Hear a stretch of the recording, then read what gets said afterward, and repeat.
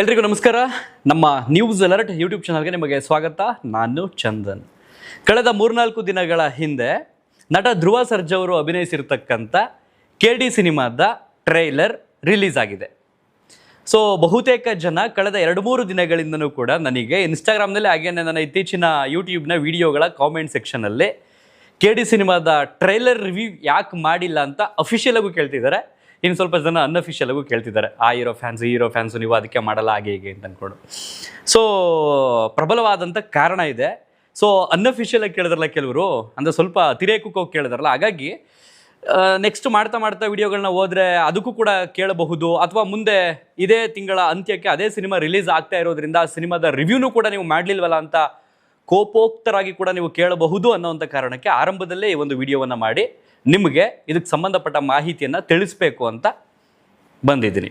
So ಇದ್ರ ಬಗ್ಗೆ ಪೂರ್ಣವಾಗಿ ನೀವು ತಿಳಿಯೋಣ. ಅದಕ್ಕೂ ಮೊದಲೇ ಯಾರಾದರೂ ಹೊಸಬರು ನಮ್ಮ ಚಾನಲ್ಗೆ ಮೊದಲ ಬಾರಿಗೆ ಭೇಟಿ ಕೊಟ್ಟು ಈ ಒಂದು ವಿಡಿಯೋವನ್ನು ನೋಡ್ತಾ ಇದ್ರೆ ಸಬ್ಸ್ಕ್ರೈಬ್ ಮಾಡ್ಕೊಳ್ಳಿ, ಪಕ್ಕದಲ್ಲಿರ್ತಕ್ಕಂಥ ಬೆಲ್ ಐಕಾನನ್ನು ಕ್ಲಿಕ್ ಮಾಡಿ. ಐ ಥಿಂಕ್ ಅವತ್ತು ಟ್ರೈಲರ್ ಬಿಡುಗಡೆ ಆಯ್ತಲ್ಲ, ಅವತ್ತಿನ ದಿನ ನಮ್ಮದು ಸ್ಟುಡಿಯೋ ಓಪನಿಂಗ್ ಇತ್ತು. ಸೊ ಆ ಬ್ಯುಸಿನಲ್ಲಿದ್ದೆ.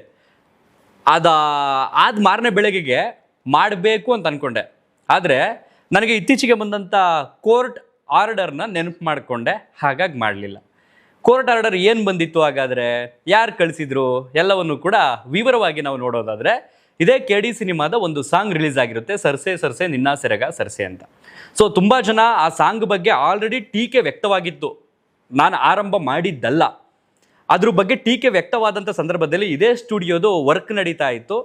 ಆ ಟೈಮ್ನಲ್ಲಿ ಫ್ರೀ ಮಾಡಿಕೊಂಡು ಅದ್ರ ಬಗ್ಗೆ ಮಾತಾಡಿದ್ದೆ. ಏನಂತ ಮಾತಾಡಿದೆ, ಈ ರೀತಿಯ ಲಿರಿಕ್ಸ್ನ ನಾವು ನಿರ್ದೇಶಕರಿಂದ ಎಕ್ಸ್ಪೆಕ್ಟ್ ಮಾಡಿರಲಿಲ್ಲ. ಕಾರಣ ಏನು ಅಂತಂದರೆ, ಅವರಿಂದ ನಾವು ಅದ್ಭುತವಾದಂಥ ಸಾಂಗ್ಗಳನ್ನು ಆಲ್ರೆಡಿ ಕೇಳಿದ್ದೀವಿ, ಪಡ್ಕೊಂಡಿದ್ದೀವಿ. ನಮ್ಮ ಕನ್ನಡ ಚಿತ್ರರಂಗದ ಆ ಮ್ಯೂಸಿಕ್ ಅಂತ ಹೇಳ್ತೀವಲ್ಲ, ಅಥವಾ ಸಂಗೀತ ಅಂತ ಹೇಳ್ತೀವಲ್ಲ, ಬತ್ತಳಿಕೆಯಲ್ಲಿ ಈಗಲೂ ಕೂಡ ಸಿಗುತ್ತೆ.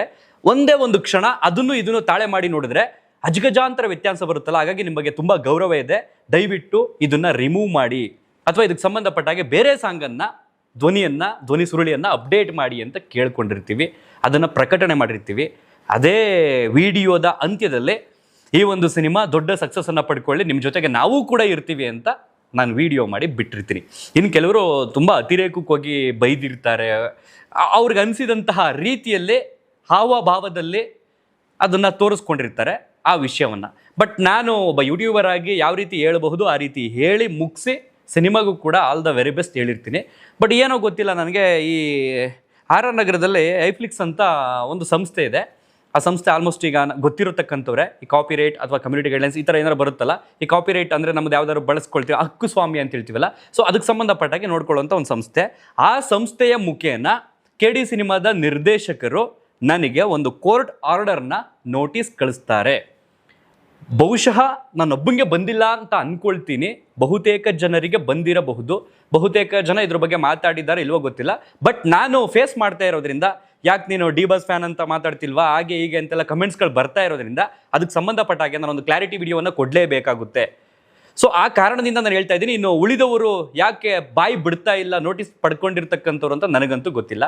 ಸೊ ಡೈರೆಕ್ಟರ್ ಸರು ಈ ಸಂಸ್ಥೆ ಮುಖೇನ ನನಗೆ ಒಂದು ನೋಟಿಸನ್ನು ಕಳಿಸಿದ್ದಾರೆ, ಅದನ್ನು ನಾನು ಪ್ರಸಾರ ಮಾಡ್ತಾ ಇದ್ದೀನಿ, ನೀವು ನೋಡ್ಬೋದು.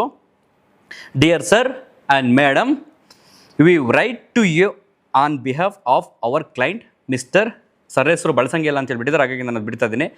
A renowned film actor and director and producer in the Kannada film industry, mister has directed several blockbuster movies such as Kariya, Attrick, earning deep respect and goodwill in society.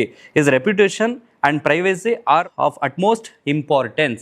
So adanna mention ಮಾಡಿ, in this regard our client has obtained an order dated 28/3/2026 passed by the Honorable Court of the ಇಂಥ court ಅಂತ mention ಮಾಡಿ, additional city civil and session judge at Bengaluru OS ನಂಬರನ್ನು mention ಮಾಡಿ ಕಳಿಸ್ಕೊಟ್ಟಿದ್ದಾರೆ.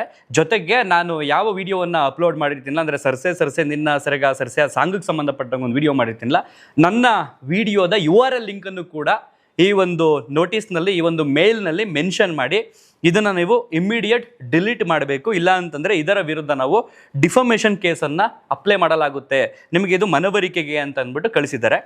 Okay, ಅದಾಗಿದ್ದರೆ ನಾನು ಅದನ್ನು delete ಮಾಡಾಯಿತು, already ಅದು ಮಾಡಿಬಿಡ್ತಿದ್ದೆ. ಇನ್ನು ಉಳಿದ ನಂತರ ಮತ್ತಷ್ಟು ಅಂಶಗಳು ಇಲ್ಲಿ ಕಂಡು ಬರುತ್ತೆ, ಅದನ್ನು ಕೂಡ ನಾನು ನಿಮಗೆ ಹೇಳ್ತಾ ಹೋಗ್ತೀನಿ. Ensure removal of defamatory negative comments from your platforms including any associated social media accounts or web pages. ಅದ್ರ ಜೊತೆಗೆ refrain from reusing, republishing or exploiting the plaintiff's photos, videos or movie related content for any defamatory or malicious purpose and from using any personal or movie details of the plaintiff or his family members for exploitation or defamation ಅಂತ mention ಮಾಡಿದ್ದಾರೆ. So ಬಹುತೇಕ ಜನರಿಗೆ ಅರ್ಥ ಆಗಿರುತ್ತೆ ಅಂತ ಅಂದ್ಕೊಳ್ತೀನಿ. ಅವ್ರಿಗೆ ಸಂಬಂಧಪಟ್ಟಾಗಲಿ, ಅವರ ಮೂವಿಗಳಿಗೆ ಸಂಬಂಧಪಟ್ಟಾಗಲಿ, ಅವರ ಕೌಟುಂಬಿಕ ಜೀವನಕ್ಕೆ ಸಂಬಂಧಪಟ್ಟಂಗಾಗಲಿ ಯಾವುದೇ ರೀತಿಯ ಇಮೇಜ್ಗಳನ್ನಾಗಲಿ ಅಥವಾ ವಿಷಯವನ್ನಾಗಲಿ ಪ್ರಸ್ತಾಪ ಮಾಡುವಂತಿಲ್ಲ. ಸೊ ಕೆಲವರು ಅತಿರೇಕಕ್ಕೋಗಿ ನನ್ನನ್ನು ಕೇಳುವಂಥವ್ರು, ಬಹುಶಃ ನಿಮಗೆ ನನ್ನ ಮೇಲೆ ಪ್ರೀತಿ ಅನಿಸುತ್ತೆ, ಆ ಪ್ರೀತಿಯ ತಾಳ್ಮೆಯ ಕಟ್ಟೆ ಒಡೆದು ನೀವು ಅತಿರೇಕಕ್ಕಾಗಿ ಕೇಳಿದ್ದೀರಾ ಅಂತ ಅನಿಸುತ್ತೆ. ನನಗೇನು ಬೇಜಾರಿಲ್ಲ. ಸೊ ಈ ಒಂದು ಕಾರಣದಿಂದಲೇ ಸಿನಿಮಾದ ಟ್ರೇಲರ್ ರಿವ್ಯೂವನ್ನು ಕೂಡ ನಾನು ಮಾಡೋದಕ್ಕೆ ಆಗಲಿಲ್ಲ. ಆ್ಯಂಡ್ ಸಿನಿಮಾದ ರಿವ್ಯೂ ಮಾಡೋಣ ಅಂತ ಅಂದ್ಕೊಂಡಿದ್ದೀನಿ ಈ ಕ್ಷಣದವರೆಗೂ ಕೂಡ. ಅದೇಗಾದರೂ ಇರಲಿ, ನನಗೆ ಅನ್ನಿಸ್ದಾಗ ನಾನು ರಿವ್ಯೂ ಮಾಡೋಣ ಅಂತ ಅಂದ್ಕೊಂಡಿದ್ದೀನಿ. ಬಟ್ ಇದೇ ಮೇಲ್ನ ನೋಡ್ತಾ ಇದ್ದರೆ ನಾನು ನನ್ನ ಗೌರವಾನ್ವಿತ ನ್ಯಾಯಾಲಯವನ್ನು ಗೌರವಿಸುತ್ತಾ ನ್ಯಾಯಾಲಯದ ನಿಯಮಗಳಿರ್ತಾವಲ್ಲ ಅದನ್ನು ಮೀರದೆ ಅದಕ್ಕೆ ಸಂಬಂಧಪಟ್ಟಂಗೆ ಬದ್ಧನಾಗಿರಬೇಕು ಅಂತ ಅಂದ್ಕೊಂಡಿದ್ದೀನಿ. ಇಲ್ಲ ಸಿನಿಮಾ ಟೀಮ್ನವ್ರು ಏನಾದ್ರು ನೀವು ಇಲ್ಲ ನಿಮಗೆ ಸ್ವತಂತ್ರ ಇದೆ, ನೀವು ಮಾಡಬಹುದು, ನೀವು ನೋಡಬಹುದು ಅಂತೇನಾದ್ರು ಹೇಳಿದ್ರೆ ಖಂಡಿತವಾಗಿ ಅದಕ್ಕೆ ಸಂಬಂಧಪಟ್ಟಂಗೆ ಸಿನಿಮಾ ವಿಮರ್ಶೆಯನ್ನು ನಮ್ಮ ಚಾನಲಲ್ಲಿ ನೀವು ಕಾಣಬಹುದು. ಸೊ ಒಟ್ಟಾರೆಯಾಗಿ ನನಗೆ ಅನಿಸಿದ್ದೇನು ಅಂತಂದರೆ, ಇತ್ತೀಚೆಗೆ ಬರ್ತಿರ್ತಕ್ಕಂಥ ಹಲವು ಮೂವಿಗಳಲ್ಲಿ ಕೇವಲ ಕನ್ನಡ ಸಿನಿಮಾಗಳಲ್ಲ, ಈ ತಮಿಳ್ ಸಿನಿಮಾಗಳು, ತೆಲುಗು ಸಿನಿಮಾಗಳು, ಬೇರೆ ಬೇರೆ ಹಿಂದಿ ಸಿನಿಮಾಗಳು ಎಲ್ಲವನ್ನು ಕೂಡ ನೀವು ನೋಡ್ಬೋದು. ಬುಕ್ ಮೈ ಶೋನಲ್ಲಿ ನೀವೇನಾದರೂ ಬುಕ್ ಮಾಡ್ಕೊಳ್ಳೋಕೆ ಹೋದರೆ ಆಲ್ರೆಡಿ ಆ ಸಿನಿಮಾ ರಿಲೀಸ್ ಆಗಿದ್ದರೆ ನೀವು ರೇಟಿಂಗ್ ಕೊಡೋದಕ್ಕೆ ಅಂತ ಹೋದರೆ ಅಲ್ಲಿ ರೇಟಿಂಗ್ ತಗೊಳ್ಳಲ್ಲ. ಕಾರಣ ಏನಂತಂದರೆ ದಿಸ್ ಮೂವಿ ಕೋರ್ಟ್ ಆರ್ಡರ್ ಬಂದಿದೆ, ಡಿಸೇಬಲ್ ಮಾಡುತ್ತೆ ರಿವ್ಯೂಗಳನ್ನು, ರೇಟಿಂಗ್ಸ್ಗಳನ್ನು ಅನ್ನೋ ಒಂದು ಕಾರಣಕ್ಕೆ. ಯಾಕೆ ಈ ರೀತಿಯ ಏನಂತ ಹೇಳ್ತೀವಿ ನಾವು ಮುಂದುವರೆದಂತಹ ಲೆಕ್ಕಾಚಾರ ಆಗಿಕೊಳ್ತವ್ರೆ ಸಿನಿಮಾ ತಂಡದವ್ರು ನನಗಂತೂ ಗೊತ್ತಿಲ್ಲ. ಅಲ್ಲ, ನಾವು ಈ ಒಂದು ಪ್ರಾಡಕ್ಟ್ನ ತಯಾರು ಮಾಡಿ ನಾನು ಮಾರ್ಕೆಟಿಗೆ ಬಿಡ್ತೀನಿ ಅಂತಂದ್ರೇ ಅದನ್ನು ಜನ ತಗೊಂಡ್ರೆ, ಜನ ಅನುಭವಿಸಿದ್ರೆ, ಜನ ಖುಷಿಯಾಗಿತ್ತು ಅಥವಾ ಸರಿಯಾಗಿತ್ತು ಅಂತ ಹೇಳಿದ್ರೇ ನಂಗೆ ಅದ್ರ ಪ್ರಾಡಕ್ಟ್ ವ್ಯಾಲ್ಯೂ ಗೊತ್ತಾಗುವಂಥದ್ದು. ಚೆನ್ನಾಗಿದೆ ಅಂತಂದರೆ ಥ್ಯಾಂಕ್ ಯು ಅಂತೀವಿ, ಚೆನ್ನಾಗಿಲ್ಲ ಅಂತಂದರೆ ಹೌದಾ ಸರಿಪಡಿಸ್ಕೊಳ್ತೀವಿ ಅಂತೀವಿ. ಸೊ ಪ್ರಾಡಕ್ಟ್ಗೆ ಇರುವಂತಹ ವ್ಯಾಲ್ಯೂ. ಸೊ ನಾವು ರೆಡಿ ಮಾಡೋದೇ ಸಮಾಜಕ್ಕೆ, ರೆಡಿ ಮಾಡೋದೇ ಪಬ್ಲಿಕ್ಗೆ, ರೆಡಿ ಮಾಡೋದೇ ಸಾರ್ವಜನಿಕರಿಗೆ ಅಂತ ಅಂದಮೇಲೆ ಸಾರ್ವಜನಿಕರಿಂದ ನೀವು ರಿವ್ಯೂಗಳನ್ನು, ವಿಮರ್ಶೆಗಳನ್ನು, ಟೀಕೆಗಳನ್ನು ಎದುರಿಸೋದಕ್ಕಾಗಲ್ಲ ಅಂತಂದರೆ ಯಾಕೆ ಈ ಒಂದು ಪ್ರಾಡಕ್ಟನ್ನು ತಂದು ಸಮಾಜಕ್ಕೆ ಬಿಡಬೇಕು? ನಾನು ಕೇವಲ ಈ ಸಿನಿಮಾದ ಹೇಳ್ತಾ ಇರೋದಲ್ಲ, ನಾನು ಓವರಾಲ್ ಹೇಳ್ತಿರ್ತಕ್ಕಂಥದ್ದು.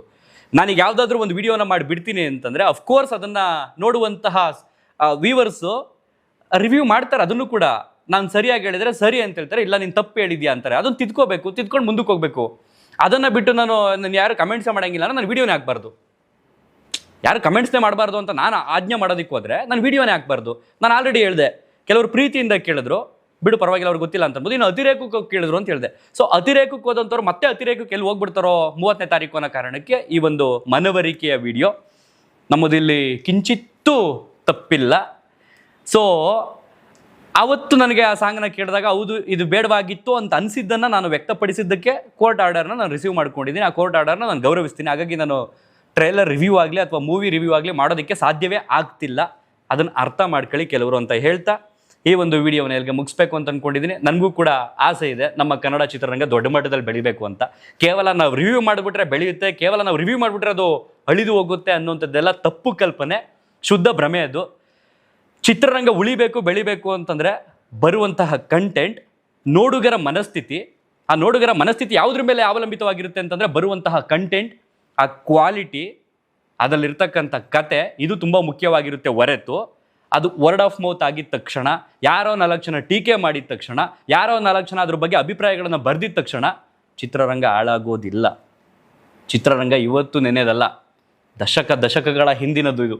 ಸೊ ಹಾಗಾಗಿ ಕೆಲವರು ಅದನ್ನು ಅರ್ಥ ಮಾಡ್ಕೋಬೇಕು. ತುಂಬ ಹಿರಿಯರಿರ್ತೀರಿ, ತುಂಬ ತಿಳಿದವರು ಇರ್ತೀರಿ, ತುಂಬ ಜ್ಞಾನಿಗಳಿರ್ತೀರಿ.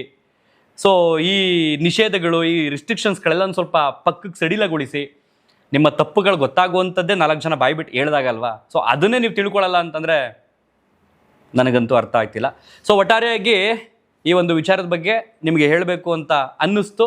ಹಾಗಾಗಿ ಅದಕ್ಕೆ ಸಂಬಂಧಪಟ್ಟ ನನಗೆ ಬಂದಿರತಕ್ಕಂಥ ಕೋರ್ಟ್ ನೋಟಿಸನ್ನು ಕೂಡ, ಅಂದರೆ ಐಫ್ಲಿಕ್ಸ್ ಅನ್ನುವಂಥ ಒಂದು ಸಾಫ್ಟ್ವೇರ್ ಸಂಸ್ಥೆ ನನಗೆ ಕಳಿಸಿರ್ತಕ್ಕಂಥ ಆ ಒಂದು ಮೇಲ್ನ ನಿಮಗೆ ತಿಳಿಸಿದ್ದೀನಿ.